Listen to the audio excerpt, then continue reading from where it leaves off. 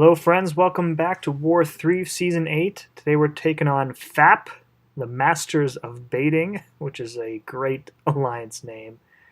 I had a good chuckle when I saw that come up on our war list. So I'll be going in with Ghost Rider instead of Killmonger today, because who do we have on the mini-boss node? Could it be a Kingpin?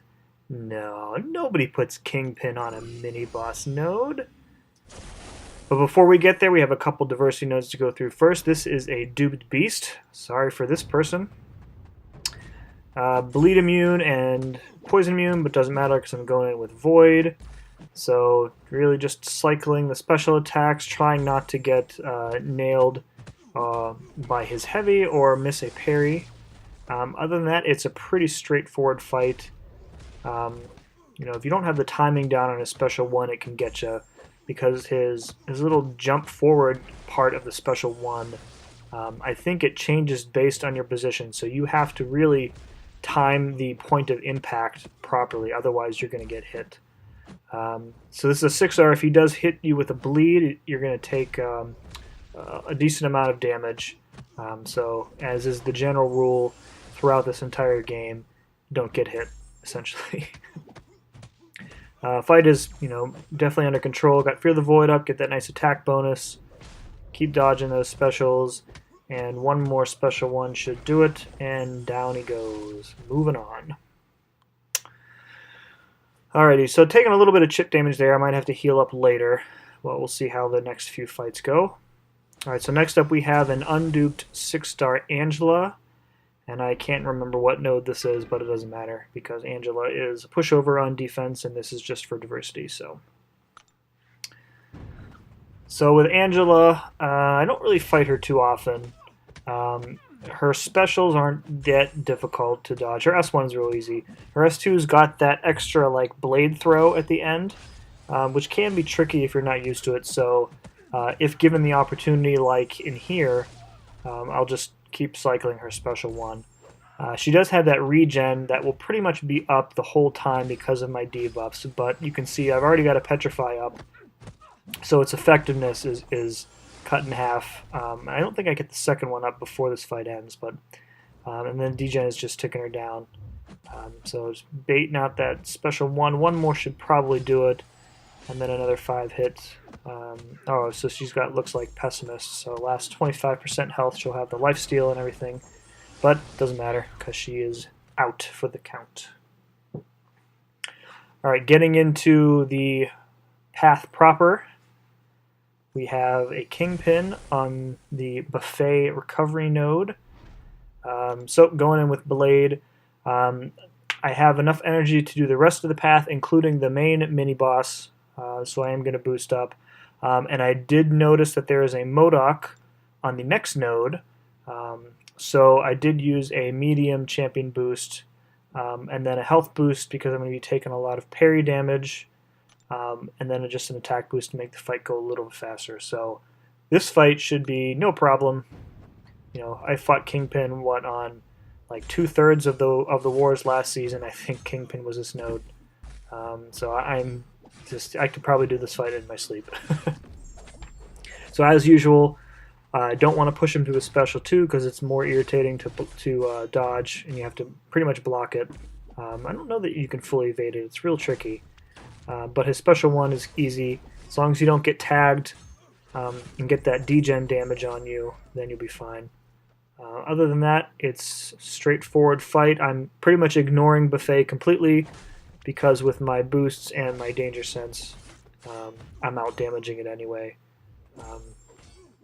I did R5 my Sparky this week, so in the future I may take Sparky along for this fight instead of Blade. But we'll see. I mean, Ghost Rider and Blade make a good tandem, but I usually only use Blade for one fight, maybe 2, so we'll see. If I had an Omega Red, I'd bring him along with Void, get that extra degen damage, but I don't. Alright, so this is going to be a longer fight. This is a MODOK, you can see from the persistent charge there, and I knew that going in because he's the only science champ you want to put on this node. So the strategy here is that you only want to use heavy attacks for this fight. Because his auto block procs so frequently with that flux charge thing, you can easily get caught into hitting into his block several times. And I think it's if you hit into his block 5 times in this node, then you instantly lose like a quarter of your life. So even in 3 minutes, though, spamming the heavy attacks, parrying, and then dodging the special one, it's going to work. And all of Void's special attacks are multi-hits, so I don't want to use either of them and risk him putting up his auto block mid-special, because that's one of his quirks that he can do. So then I'm pretty much just saving my special 3 for the end of the fight, or in case I miss too many parries or need to bait out a special for too long and get backed up. But you can see here I'm in a really good spot. I've got him mostly against the wall. My parry game is, decent today. Take a couple hits there, miss that parry. Of course, as I say, my game is on point. I immediately take a hit, but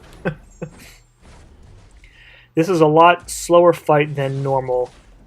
It's easy to get caught looking at the timer and feel like you're not going to have enough time, but there is plenty of time even with just spamming heavy attacks. That constant degen ability of Void's really is what does the work here. So I think toward the end of this fight, I want to just finish it and call in Sentry. But so I don't think this actually kills him. I think it takes him down to 1%, and I'm sitting, I remember sitting here at my phone like, I'm all done, and then I had a mini panic and picked up my phone, but the degen killed him before he could dash in. So that was a pretty good fight. Happy with that, other than a couple hits I took, but it's going to happen. All right, so this fight, I was expecting a Mephisto, but there's no charges, as you can see, and I'm considering going in with Blade, because chances are it's like a Magic or a Dormammu or another villain like a Juggernaut. But I figure, it is Arc Overload, so no matter who it is, I can probably get around it with Void's Petrify debuff. So I'm really, really giving it second and third thought here, what I want to do. I end up going in with Void, and it is a Magic. So since I have no way of really preventing Limbo, the only option here is really to kind of back off whenever the Limbo procs, from her bar of power. This fight with Void is more about surviving and extending the fight long enough so that the degen can do her in. And then, I'm getting a little bit unlucky with debuffs here, so I've got 3 up and none of them are Petrify. I've procced Limbo a couple times, so you can see I'm taking, a ton of degen damage from her. And here we go. Finally get a Petrify up, so this will help nerf the Arc Overload, and also her Limbo healing will be cut in half as well, plus the amount from the other debuffs and the Spare Mastery. So, this, I'm taking more unavoidable damage than I'd like. If I wanted to play this fight a bit better, I would have probably reworked my masteries and put a few more into Pacify so that I could parry her and then hit her over a bar of power while she was stunned. But frankly, I was a bit too lazy. All right, finishing up my last fight on this path is an Ultron, only a 455. This is the recovery mini boss. Strike back as well. So I'm checking my boost there, and I am going to put on. I'm thinking about what I want to do here, because he has that really annoying evade, and if he catches you on a medium attack with that evade, and combos you, it's gonna be painful. So I'd put on an invulnerability boost just in case I get caught by a medium evade, and then my strategy here is to go in with only 4-hit combos and then back off. Since there's no timer for Ultron's evades, you have to kind of keep track of it in your head. So right there, I didn't think. I didn't want to push him over 2 bars of power. I thought I would get in just underneath it, but I didn't, so had to block that special 2, not a big deal. Already got 2 Petrifies up, so Strike Back is canceled out, and then when his self-repair triggers, I'm going to try not to parry him and kind of let his self-repair do a ton more damage to him. Other than that, it's a pretty standard Ultron fight. So right there, he's processing his self-repair. I see it, and then I back off.